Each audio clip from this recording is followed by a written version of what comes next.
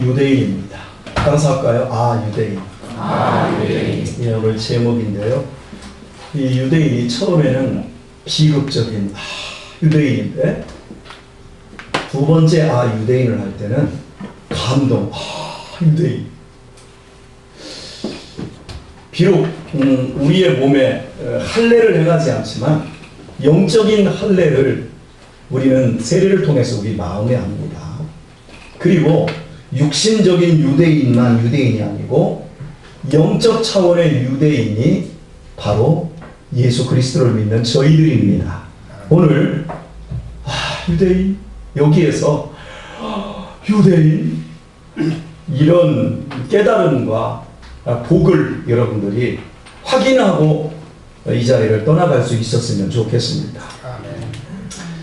잘 보일 수 있도록 좀 자리를 약간씩만 사이사이에서 저를 좀 봐주시기 바랍니다. 오늘 설교가 그렇게 길지 않습니다.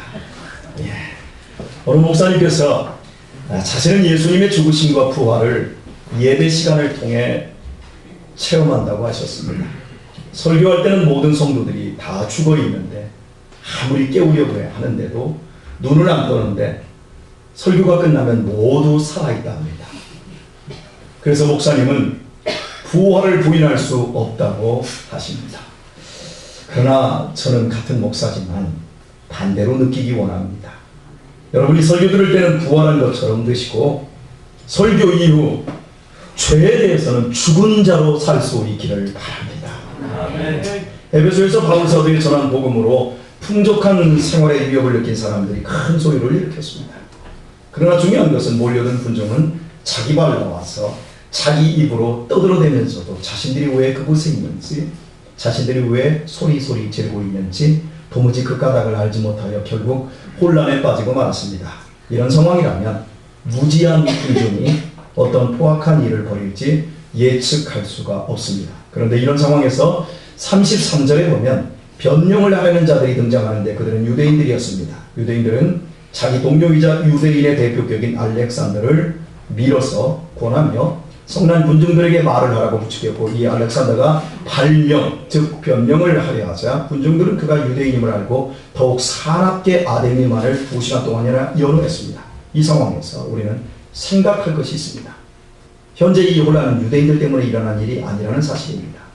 기독교인 바울에게 원한의 마음을 가진 사람들에 의해 촉발되었고, 위험한 인물은 지금 잡혀있는 가이오와 아리스도고였습니다. 그런데 왜 하필 아무런 상관없는 유대인들이 불안을 느끼며 변명할 것이 없는데 변명을 하고자 갑자기 끼어든 것일까요? 그리고 성난 에베소의 군중들은 왜 알렉산더가 유대인이라는 이유만으로 말을 못하게 더욱 성난 모습으로 아데미만을 연호했을까요? 이 혼란스러운 소요 사태를 일으킨 사람들은 데메드리오를 중심으로 하는 은세공업과 관계된 상인들인데, 알렉산더를 포함 연극장으로 몰려간 유대인들 역시 직접적으로 데메드리오가 불러모은 그들의 동업자들이었습니다. 그러므로 그들 유대인들은 이 혼란스러운 상황의 시작을 같이 하였기에 이 소요 사태의 속내 역시 모두 잘 알고 있습니다. 그들 역시 바울의 동료인 가이오와 아리스다고를 연극장까지 끌고 가는 합세한 한 통속들이었습니다. 그러나 문제는 야외 연극장에 몰려든 군중 대부분이 영문도 모르고 있다는 거였습니다. 그리고 그들은 무턱대고 소리를 지르며 곧 폭력 사태로 비화될 조짐입니다. 이것이 두려웠던 것입니다. 이것이 두려운 이유는 야외 연극장으로 끌려온 두 사람이 가이오와 아리스다고인데 이들이 모두 유대인이었습니다. 그들이 바울의 동역자인 가이오와 아리스다고를 끌고 오는 데 합세한 것은 그 두 사람이 유대인이었기 때문이 아니라 자신들의 풍족한 생활을 위협하는 크리스찬, 즉 기독교인이었기 때문입니다. 같은 유대 동족이지만 종교를 같이 하지 않는 원수입니다. 그런데 야외 연극장에 운집한 통제되지 않는 군중들이 끌려온 가이오와 아리스도다고에게서 볼 수 있는 것은 유대인의 의복과 외모입니다. 유대인들은 세계 어디에서나 특이한 외모를 꾸미고 있기에 군중은 그 두 사람이 유대인임을 대번에 알아보았습니다. 대부분의 군중이 가이오와 아리스도거가 잡혀온 이유는 모른 채 그들을 신성 모독죄로 처형하고자 살기를 품고 아데미만을 연호하고 있습니다. 따라서 유대인들은 자신들과 크리스찬들, 즉 기독교인을 구별치 못하는 군중에 의해 자신들에게까지 화가 미칠 수 있다는 위기감을 느낀 것입니다. 목전의 이득만을 위해 떳떳하게 살지 못하게 되면 이렇게 늘 불안에 덫에 갇혀 살게 됩니다. 그래서 유대인들은 그들 중에 말 잘하는 알렉산더로 하여금 자초지정을 밝혀 군중의 소요가 유대인인 자신들에 대한 적개심으로 이어지지 않게 끼어든 것입니다. 그러나 이성을 잃은 성난 군중들은 알렉산더의 의복과 외모를 통해 그가 잡혀있는 유대인과 똑같은 복장을 하고 있는 유대인임을 알아보고는 그의 말을 들으려 하지도 않을 것입니다. 이런 상황을 짐작할 수 있는데요. 그렇다 하더라도 말은 들어봐야 하지 않을까요? 말할 수 있는 기회는 줘야 되지 않을까요? 대체 왜 에베소의 군중들은 변명의 기회조차 주지 않고 유대인들이라는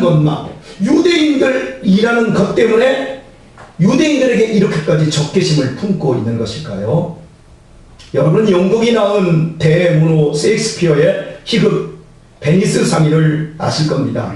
주인공 안토니오는 수중에 돈이 없었지만 친구를 돕기 위해 유대인 고리 대금업자인 샤일록에게 돈을 빌리고자 합니다. 안토니오를 눈에 가시로 여겼던 샤일록은 이를 기회 삼아 돈을 기한 내에 갚지 못할 경우 안토니오의 가슴에서 가장 가까운 부분에 살 1파운드를 베어내겠다는 조건을 제시하고 돈을 빌려 주게 됩니다.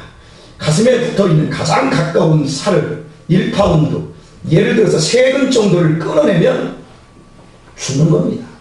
죽이겠다는 겁니다.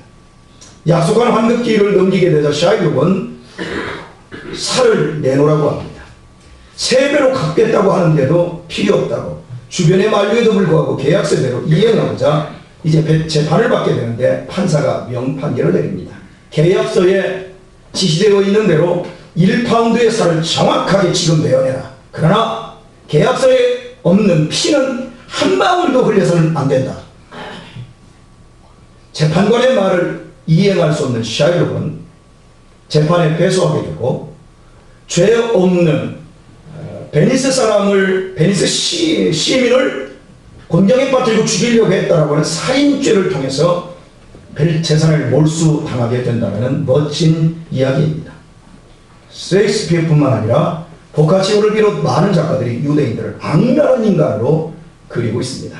실제로 유대인들은 1948년에 현재의 이스라엘을 세우기 전까지 유럽 사회에서 가장 흉측한 인간 취급을 당했습니다. 그래서 중세에 흑사병이 2번 있었는데요. 이 흑사병 때는 유대인들이 병을 퍼뜨린다는 유언비어를 만들어서 얼마나 많은 유대인들이 죽임을 당했는지 모릅니다. 2차 세계대전 때는 히틀러에 의해 유대인 600만 명 이상이 학살을 당하기도 했습니다. 인종청소 대상이었습니다. 현재 세계를 이끄는 중심에 유대인들이 등장하기 전까지 유대인은 언제나 유대인이었어요. 그런데 지금은 유대인. 예전에는 유대인들이 이렇게 혐오스러운 존재였어요. 유대인들이 흉측한 인간 취급을 받은 이유는 3가지 정도로 찾을 수 있는데 첫 번째는 동화되지 않는 삶 때문이었습니다. 유대인들은 주전 586년 바벨론 포로로 잡혀가면서부터 다른 나라로 옮겨가는 이주의 역사가 시작되었습니다. 유대인들은 비록 나라 잃고 외국 땅에 살면서도 그들에게 동화되지 않고 자신들의 말과 문화와 종교를 잃지 않았습니다. 우리나라에는 현재 많은 동남아인들이 들어와서 일하고 있습니다. 그리고 여자들이 시집을 많이 와 있습니다. 그런데 그들 여자들 대부분이 이슬람 교인들입니다. 우리들이 잘 알고 있듯이 그들은 한국 땅에 살면서도 차도를 두르며 자신들의 종교와 문화를 고집합니다. 타국에 사는 이방인 주체에 자신의 정체성을 그대로 간직한 모습은 토박이들에게 좋게 보일 리가 없습니다. 동화되지 않은 그들의 삶, 유대인들은 2000년 동안 2600년 동안 외국 땅에 살면서도 동화되지 않았기에 격변이 일어나면 언제나 희생양이 되어야 했습니다. 유대인들이 유럽 사회에서 혐오스러운 존재가 된 2번째 이유는 그들의 생활 방식에 있었습니다. 유대인들은 동화되지 않은 이방인들이었기에 집이나 토지 같은 부동산을 소유하는 것이 용이치 않았을 뿐만 아니라 정치적인 상황이 급변하면 살고 있는 땅에서 쫓겨나야 되고 죽임당하거나 이런 일이 다반사였습니다. 그래서 그들은 땅을 사거나 집을 갖지 않았습니다. 땅이 없으니까 안정적인 농업을 할 수 없지 않겠습니까? 그래서 그들이 주로 할 수 있는 일은 그 지역에서 가장 힘들고 더러운 일만 했습니다. 그래서 초창기 유대인들은 그 토착민들이 꺼려하는 장의사, 시체 닦고 시체 묻고 하는 그 일을 했어요. 그리고 가축을 도살하는 일명 백정일을 하며 살아야 했어요. 이런 식으로 재물을 모았어요. 이 돈을 부동산에 투자할 수가 없으니까 무역업에, 그리고 금융업, 즉 고리대금업으로 방향을 돌립니다. 이렇게 하여 유대인들은 각 지역마다 모든 돈을 끌어모았는데 중세 이후 제일 많은 돈을 가진 큰 손으로 성장을 합니다. 하지만 돈이 있어도 그들은 어디까지나 이방인이기에 언제는 토착민들에게는 을과 같을 수밖에 없습니다. 그래서 영국의 아서 왕이 십자가 원정에 필요한 자금을 만들어내기 위해서 영국 내에 있던 유대인들을 모두 영국 밖으로 쫓아내고 그들의 재산을 모두 몰수해버렸습니다. 히틀러 역시 유대인을 학살한 진짜 이유는 유대인들의 자금을 빼앗기 위함이었다고 보는 견해가 지배적입니다. 그냥 괜히 유대인을 미워한 게 아니라 그들의 돈을 뺏기 위해서. 이렇듯 유대인들은 나라도 없는 떠돌이 주제에 돈을 많이 가진 것으로 인해 위험의 대상이 되었고 미움을 받았습니다. 셋째 이유는 그들의 생활 태도 때문이었습니다. 유대인들은 자신들만이 하나님으로부터 택한 선민이며 제사장 민족이라는 자부심이 있었습니다. 그러나 그 자부심이 다른 민족을 끌어안고 중보하는 대로 가지 않고 오히려 자신 외에 이방 민족을 모두 짐승으로 취급을 해버렸습니다. 유대인들이 자기 땅에서 살면서 이방인들을 짐승 취급하는 것도 지탄을 받을 일인데 유대인들은 나라를 잃고 외국 땅에 얹혀 사는 주제에 돈만 많지 그 땅에 사는 토착민들을 개같이 여겼다면 과연 좋은 관계를 유지할 수 있었을까요? 존중하시오. 그리하여 존중케 하시오. 나한테 존중해. 그게 아니라 내가 먼저 존중하고 그리하면 그 사람도 나를 존중합니다. 존중하시오. 그리하여 존중케 하시오. 라는 인간관계의 위대한 명언에서 보듯 내가 존경하지 않는데 상대방으로부터 내가 존경을 받아내는 것은 불가능한 일입니다. 유대인들의 이런 편협성이 관계를 해쳤습니다. 비록 사업적으로 일 때문에 만나고 친한 관계를 맺는다 할지라도 그것은 참된 인간관계가 아닌 사업일 뿐이었습니다. 진심으로 마음과 마음이 만나지 못하는 상태로 유대인은 언제나 미움받는 유대인으로 남을 수밖에 없었습니다. 여기에 그들의 재물만을 중시하는 태도는 현지인들에게 매우 불쾌하게 여겨졌을 것은 뻔한 일입니다. 재물은 재물을 소유한 그 자체만으로 사람을 훌륭하게 만들지 않습니다. 그리고 재물은 그 자체를 행복하고 평안하게 만들어주지도 않습니다. 지금부터 28년 전인 1990년에 중국이 시장에 한하여 일부 자본주의 방식을 도입하면서 중국에도 돈이 돌기 시작했습니다. 이때 머리 좋고 수완이 좋은 사람들이 돈을 벌기 시작했는데 무려 4천만 명 이상이 천문학적인 돈을 벌어 갑작스럽게 재벌들이 되었습니다. 저 북한이 이제 문을 열면 북한에서도 돈 맛을 알면 어마어마한 혼란 속에서 돈을 어마어마하게 버는 졸부들이 나타날 겁니다. 그때 돈 맛을 알게 된 졸부들이 제일 먼저 한 일이 무엇인 줄 아십니까? 세금 많이 내는 것이 아니었어요. 세금을 하나도 안 내고 어떻게 해서라도 돈을 물쓰듯 써서 자신을 위해 할 수 있는 모든 것을 사고 꾸몄습니다. 휘황찬란하게 자기를 치닫았습니다. 한 집에 막 벤츠를 5대씩 사버리고 막 이런 쓸데없는 일을 하는 거예요. 돈을 물쓰듯 써서 자신을 위해 할 수 있는 모든 것을 다 했어요.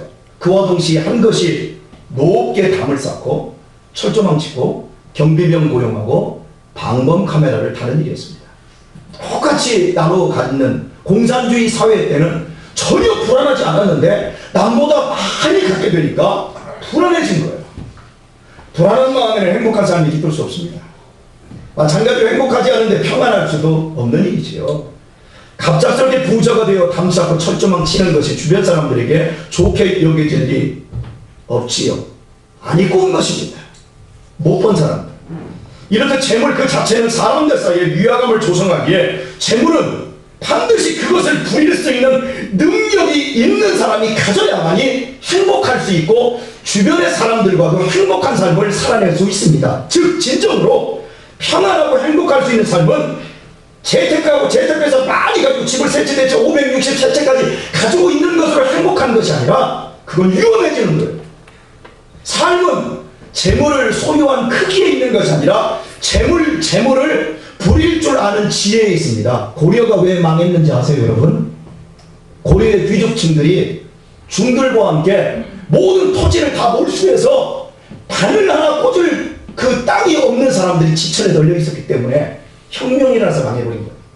조선이 왜 망한 줄 알아요? 조선 말기에 사람들이 양반 세도가들이 세금을 안 내고 자기 돈을 다 갖고 있고 나머지들은 너무 가난하니까.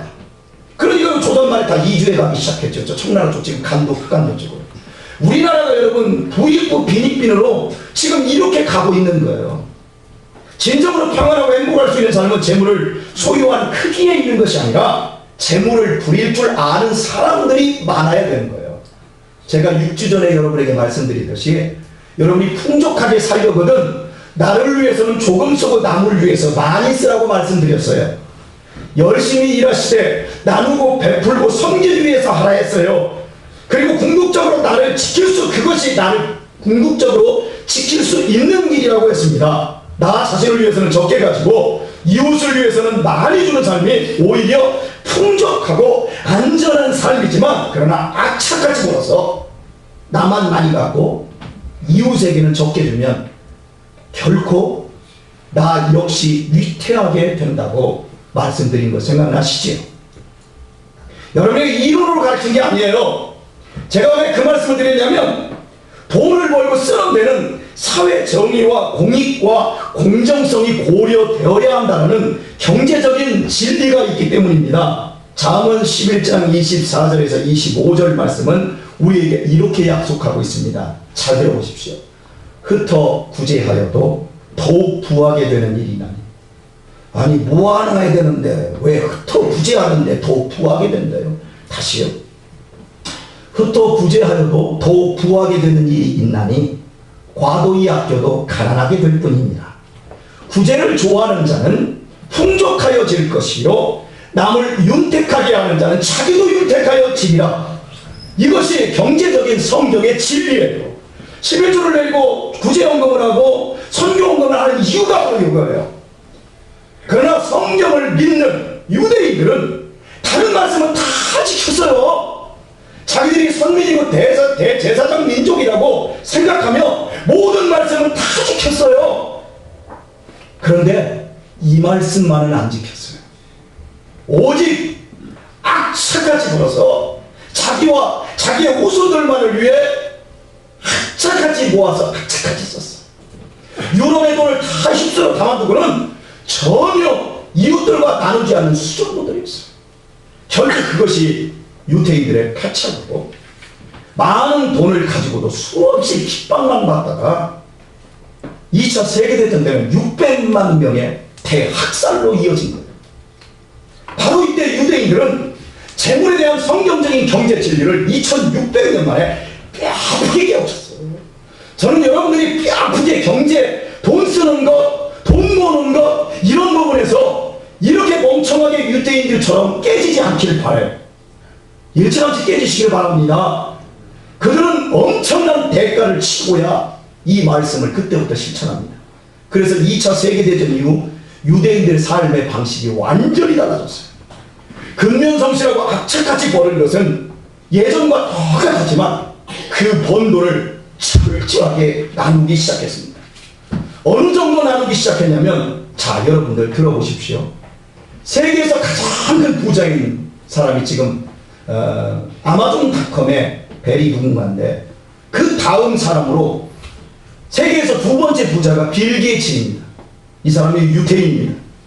그 사람이 매년 2조 원씩 기부하고 있습니다.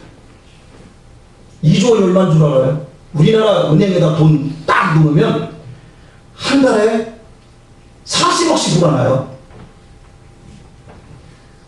200억도 아니고 2천억도 아니고 2조 원씩 지금껏 14년을 기부하여 사회발전에 이바지하고 있습니다. 그 사람 대학도 중퇴한 사람이에요. 10원 장 없이 시작한 사람이에요. 그런데 우리나라 삼성, 마이크로소프트사 빌 게이츠의 회사보다 더 큰 평균 매출 1,500조에 수십조 혹은 100조, 어떤 해에는 200조 이상 흑자를 거두는 삼성이라는 회사가 있습니다. 작년에 2017년도에 삼성은 4,900억을 기부했습니다. 상당한 금액같지요. 그러나 내용으로 비교해보면 빌 게이츠는 개인으로 한 것이고 삼성은 온갖 세제 혜택 다 받는 법인으로 한 것입니다. 다 돌려받는. 금액 차원에서도 비교가 안 될 정도로 작은 것이고요. 내용으로 보았을 때도 그 기부라고 하는 그 순서성에서도 비교가 안 되는 거예요. LG그룹은 얼마나 했을까요? 삼성이 제일 많이 하는데, 현대는, 하나는, 한재는, 기아는, SK는, 롯데는 얼마나 했을까요? 그들 기업들은 국민 토종기업이라며 국민들의 애국심으로 돈만 벌었을 뿐 빌 게이츠 한 사람이 하는 것보다도 못합니다. 세 발의 피만큼도 기부하지 않는 거예요. 그리고 그 기업들의 오너들 보십시오. 기부가 없어요. 다만 그들 가족들이 천문학적인 돈을 가지고 갑질하는 것을 보세요. 그냥 미움만 사고 있어요. 그러므로 이제 우리 국민들도 이들 토종 기업들의 등을 돌리기 시작하고 있어요. 그래서 여러분, 저 바깥에 보십시오. 다니는 자동차들 보면 이제 더 이상 현대나 기아 자동차 안 사요. 예전에 비해서 저 외제 자동차들이 굴러다니는 이유가 이제 그 배신감에 의해서 이러는 겁니다. 투자의 신 워렌 버핏도 유대인입니다. 그분은 12살 때 겨우 100달러 가지고 시작한 사람. 세계 세 번째 부자예요. 그 역시 개인으로 2013년에 한 해만 3조 원을 기부했고 지금도 개인으로 수천억씩 매년 기부하고 있습니다. 전 세계에서 300억 이상 기부한 사람들 중에 75%가 유대인들입니다. 우리 한국 사람이 몇 명이나 있겠어요? 이름도 없더라고요. 75%가 유대인들이라니까요. 그렇다면 이렇게 엄청나게 퍼주기만 하는 그들이 가난하게 되어야 하는 것 아닙니까? 그러나 여전히 빌 게이츠는 전 세계 부자 순위 1위이고 버핏은 3위입니다. 매년 수천억씩 그의 재산이 불어나고 있습니다. 2조씩 주고 있는데도 존경까지 받으면서요. 여러분, 인터넷에 한번 두드려서 쳐보십시오. 세계 5대 은행 중 3개가 유대계의 것이고요. 7대 석유 메이저 회사 중 6개가 유대계의 것이고요. 곡물 메이저 회사 5개 중 3개가 유대계의 것입니다. 석유와 곡물의 90%를 유대인이 지배하고 있습니다. 풍선으로는 전 세계 돈의 70에서 80%가 유대인 것이랍니다. 놀라지도 않아. 이게 지금 얼마나 심각한 얘기를 하는지를 여러분이 생각을 하셔야 돼요. 아, 목사님이 저건 헌금내라고 하는 소리구나. 그렇게 듣지 마세요.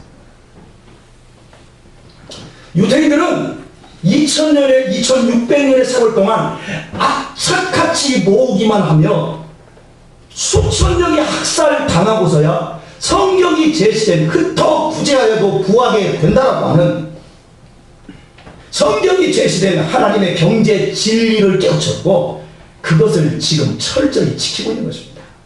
그 결과 불과 40년 만에 유대인들은 1500명밖에 되지 않는데 서울시의 인구 그 정도에다가 여기 경기 남부권의 인구 합한 그 정도밖에 되지 않는 인구가 전 세계의 경제 질서를 주무르고 있고요. 180명의 노벨상 수상자를 배출하는 등 전 세계적으로 온갖 부러움과 찬사와 존경을 받고 있습니다. 그래서 지금 옛날에는 유대 이랬지 뭐 유대 이렇게 바뀌었어요. 부자는 근면함과 능력으로 인정받는 게 아닙니다. 부자는 많은 돈을 가진 것으로 인해 존경받지 않습니다. 부자는 많은 돈이 있어서 평안해지는 것이 아닙니다. 부자는 나누고 베풀고 섬기며 사회적 책임을 다할 때 행복할 수 있고 존경을 받는 것입니다. 보이겠습니까? 그것이 행복한 일이요.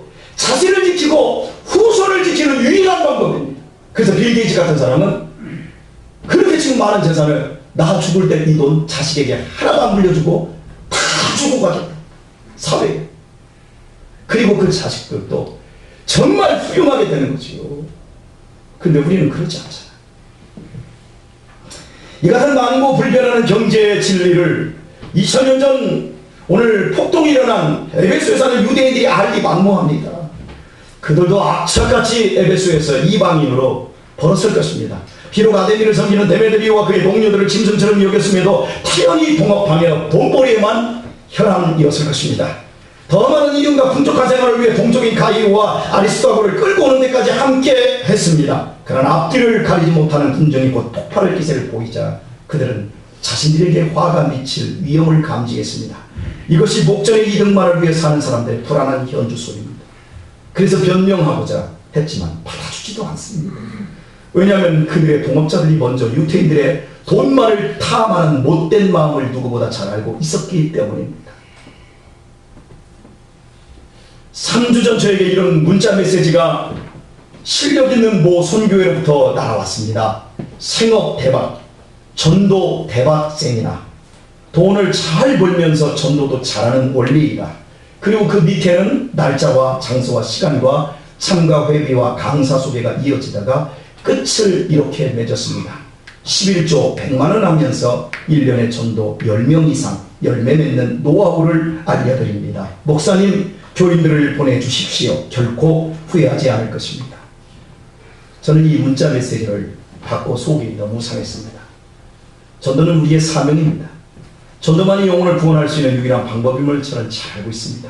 그래서 만나는 모든 사람들이 전도 대상자이며 사는 모든 시간과 인간 관계가 다 전도와 연관을 지으며 삽니다. 제가 지금까지 이렇게 살아왔지만 전도를 돈과 결부시켜 본 적은 단 한 번도 없습니다. 11조가 100만 원이라면 한 달 수입이 1천만 원이어야 하는데 도대체 이 불경기에 어떤 사업으로 1천만 원을 벌 것이냐. 또 돈과 전도가 무슨 상관이 있다고 1년에 10명을 전도할 수 있다는 것입니까? 내용의 진리는 처차하더라도 저는 이 전도 세미나 광고 메일에서 돈을 사랑하고 숭상하는 한국교회의 속마음을 읽을 수 있었습니다. 아들에게 대형교회를 세습한 목사님들은 이구동성으로 이렇게 변명합니다. 교회는 세상 기업과 다르다며 돈을 물려준 것이 아니라 십자가를 물려준 것이라고 말합니다. 그걸 누가 믿어요? 그렇다면 저 시골에 저 도서지방에 있는 교회 하나 물려주지요. 이런 실정이니 공영방송에서 교회의 부정직한 모습을 계속해서 들추고 벌떼같이 달려들어 공격하고 있는 겁니다. 한국교회가 그동안 얼마나 열심히 해왔습니까? 세계에서 제일 뜨겁게 예배하고 교회를 성장시킨 나라입니다. 찬양기도 새벽기도 금식기도 모든 어려움도 돌파하며 노방전도 축구전도 다 하며 오늘의 한국교회를 일구었습니다. 우리 모두에게는 이것이 자랑스러운 일 같아서 떠벌리지만 세상은 우리의 이야기에 귀뚱해도 듣지 않습니다. 모두 열심히 하고도 돈을 돈으로 부리지 못하고 돈을 하나님보다 더 숭배하고 더 사랑함으로 빚어진 자백인 것입니다. 옛날 이야기 한 토막 하고 오늘의 말씀을 맺도록 하겠습니다. 욕심 많은 사람과 질투심이 강한 사람이 금강산에 들어가 함께 3년 동안 수도에 정진한 결과 드디어 욕심과 질투심을 피우게 되었다고 생각하며 하산을 준비하는데 산신령이 나타나 소원을 말하라고 합니다. 그러나 단서를 붙였습니다. 그래서 한 사람만 소원을 말해야 하고 말하지 않는 사람은 한 사람의 소원한 것에 앞 사람의 소원한 것에 2배를 받게 해준다는 것이었습니다. 욕심 많은 사람은 생각하기를 내가 먼저 소원을 말하면 저놈이 나보다 더 2배로 많은 것을 가지게 되겠지. 그렇게 손해를 볼 수가 없어. 없지 말고. 질투심 많은 사람도 똑같은 생각을 하고 있었습니다. 그래서 두 사람 입을 꼭 다문 채 상대방이 먼저 소원을 말하기만 기다렸습니다. 시간이 많이 흘렀습니다. 마침내 산신령은 더 기다릴 수 없다고 재촉하자 욕심 많은 사람이 질투심 많은 사람의 멱살을 휘어잡고 이어버렸습니다. 네가 먼저 소원을 말하지 않으면 당장 죽여버리겠다. 질투심 많은 사람은 힘으로 상대방을 당해낼 시간이 없었습니다. 그래도 눈을 쫙 흘리면서 말했습니다. 좋다. 내가 먼저 말하지. 신령님, 제 오른쪽 눈을 멀게 해주십시오. 그리하여 질투심 많은 사람은 한쪽 눈을 잃었고 욕심 많은 사람은 2눈을 다 잃게 되었답니다. 이게 지금 무슨 소리인지를 못 알아들어서 지금 웃으라고 한 얘기인데 이거 지금 못 알아들어요. 또 못 알아들었다니까 들었다는 것도 어렵고 이제서야 씨끗이 웃습니다. 못 알아들으시면 저한테 이따 물어보십시오. 욕심이 없다 그러지 마. 다 욕심 있어요. 질투심 없다 그러지만 다 질투심 있어요. 목사도 욕심이 없는 것 같아도 다 욕심 있어요. 그런데 아세요? 세상 사람들은 욕심이 있으면 욕심대로 살고 질투심이 있으면 질투심대로 삽니다. 진리에 눈을 뜨지 못한 영적 소경들입니다. 저들에게는 평안도 없습니다. 많이 가질수록 더 불안합니다. 그러나 우리는 욕심이나 질투심이 있지만 욕심이나 질투심을 가지고 사는 것이 아니라 신앙심으로 삽니다. 그리고 우리는 쌓아둔 것이 없지만 우리에게는 참된 평안이 있습니다. 왜 그런 줄 아세요? 우리는 그리스도 예수 안에서 은혜를 입어 열린 눈을 가졌으며 하늘의 평안을 소유했기 때문입니다. 성삼위 하나님께서 우리에게 십자가의 대속을 통한 은혜를 주사 우리를 하나님의 귀한 자녀로 삼아주셨습니다. 그러므로 살아서는 우리에게 멋지게 일할 수 있는 사명이 있고 죽어서는 갈 수 있는 천국을 선물로 허락해 주셨습니다. 우리는 이 땅에서 세상 사람들과 동화될 수 없는, 결코 섞일 수 없는 영원한 이방인들이며 이 땅을 순례하는 유대인, 영적 나그네인. 비록 이방인이고 나그네이지만 우리는 그래도 열심히 일해야 합니다. 결코 게으르거나 나태지 마시고 악착같이 성실 근면하게 살아야 합니다. 하지만 쌓아두고 호의호식하기 위한 것이 목표가 아닌 나누며 베풀며 섬기기 위한 것이 목적이 되어야 합니다. 그것이 변화된 크리스찬의 삶입니다. 뿌리겠습니까? 그것이 우리 자신을 지키고 우리의 가정과 내 후손을 유대인들처럼, 오늘의 유대인들처럼 복되게 하는 길입니다. 이렇게 살 때 삶의 위기가 생길 일이 없을 것이며 그런 위기가 온다 할지라도 어떤 순간에도 우리는 당당할 수 있을 것입니다. 그리고 여러분을 알고 여러분을 지켜보는 사람들이 여러분을 풀어가며 여러분의 말에 귀 기울여 듣게 될 것입니다. 또한 하나님께서 결코 여러분을 무시할 수 없는 중요하고 사랑스러운 자녀로 대접해 주실 것입니다. 더욱 죽음에 가까이 갈수록 불안하지 않으며 오히려 천국의 복락과 영광이 더 선명해질 것입니다. 우리 경원이 얘기 한번 하고, 오늘 하나님께서 경원이를 참 사랑하신다, 우리 이미경 집사님을 참 사랑한다라는 생각이 들어요. 우리 경원이가 그 철학을 그만두고 이제 신학을 하기 위해서 어제 총신대학교 수시 전형에 어제 시험을 봤습니다. 수시 전형이라 하면 면접 시험이 굉장히 큰 비중을 차지하는데, 제가 지난 월요일에 그 새벽에 기도하는데 제 마음속에 우리 경원이를 면접을 한번 해줘야 되겠다는 감동이 왔어요. 그래서 제가 수요일에 경원아, 목사님하고 한번 면접 한번 해보자 그랬어요. 그리고 인터넷으로 제가 검색을 해보고, 그리고 모 신학대학의 교수님에게 제가 이렇게 문자를 넣어서 보통 어떤 질문들을 합니까? 라고 물었는데 뭐 별로 쓸만한 답변들이 없더라고요. 그래서 제가 경훈이한테 이제 불러놓고 이제 내가 몇 가지를 묻고, 제가 입학 사정관인 것처럼 이렇게 묻고, 경훈이는 제가 입학 사정관으로 보고 대답을 했어요. 대답을 했는데 보통 인터넷에 보게 되면 그동안 총신에서 질문했던 내용들이 많이 있어요. 근데 제가 어떤 질문을 했는데 이제 그 질문이 경훈이가 이번에 나왔대요. 그래서 아주 잘 대답을 했다면서 어제 고무적이 되어서 저한테 목사님 질문이 게 나왔어요. 뭐 그러더라고요. 그래서 뭐냐 했더니 목사란 무엇인가, 이게 질문이었어요. 근데 저는 전화를 끊고 경원이한테 뭐라고 대답했니? 내가 묻지는 못했어요. 왜냐하면 제가 뭐라고 대답을 해줬는지 몰라요. 제가 뭐라고 가르쳤는지를 몰라요. 그런데 그때 잘 가르쳤던 것만 생각이 나요. 여러분에게 무슨 얘기를 하는 줄 아세요? 저는 제가 의도하지도 않았는데 하나님께서 감동을 주시고, 하나님께서 경원이를 얼마나 사랑하면, 존재적으로 얼마나 사랑하면 하나님께서 대답할 말을 저한테 물어보게 하시고 저도 모르는 걸 경원이한테 심어주었을까. 그래서 이제 끝나고 나면 경호나 내가 너한테 뭐라고 얘기했니? 제가 물어야 될 판. 성들, 하나님께서 우리를 사랑하십니다. 아멘. 하시겠어요? 사는 날 동안에 우리를 위해서라면 당신의 아들을 주시기까지 사랑하셨는데 여러분이 원하는 그것 안 주시겠습니까? 존재적으로 하나님 앞에 서시기를 바랍니다. 오늘의 말씀을 성경 말씀으로 여러분을 축복하며 마치겠습니다. 그토 구제하여도 더욱 부하게 되는 일이 있나니 과도 약교도 가난하게 될 뿐이니라. 구제를 좋아하는 자는 풍족하여질 것이요 남을 윤택하게 하는 자는 자기도 윤택하여지리라. 평안을 너희에게 끼치노니 곧 나의 평안을 너희에게 주노라. 내가 너희에게 주는 것은 세상이 주는 것과 같이 아니하니라. 너희는 마음에 근심하지도 말고 두려워하지도 말라. 이 복된 말씀이 여러분의 삶과 가정과 가문에서 시작되어 여러분을 보는 사람들이